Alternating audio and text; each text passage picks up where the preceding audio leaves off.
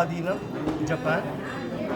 நான் இன்று உலக அமைதிக்காகவும் ஒரு 15 வருடங்களாக இந்தியாவில் பல திருத்தலங்களுக்கு சென்று யாகங்கள், அபிஷேகம், பூஜை போன்று இந்த புலிப்பாணி ஆசிரம் அவர்களோடு இணைந்து இந்த நற்பணிகளை செய்து வருகிறேன். சித்தர்களின் வாழ்வியலை மீட்டெடுக்க நான் ஜப்பானுக்கு நானும்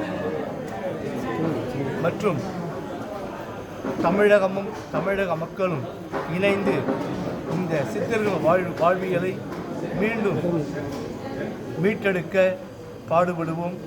அதற்காக நானும் இப்பொழுதும் சிவராத்திரி, நவராத்திரி போன்ற பல விசேஷ நாட்களில் என்னுடைய ஜப்பானிலே என்னுடைய ஆசிரமத்திலே தமிழர்களின் சித்தர்களின் வாழ்வியலை எடுத்துரைத்தும் அதற்குரியான ஆன்மீக பணிகளையும் நான் செய்து கொண்டு வருகிறேன்.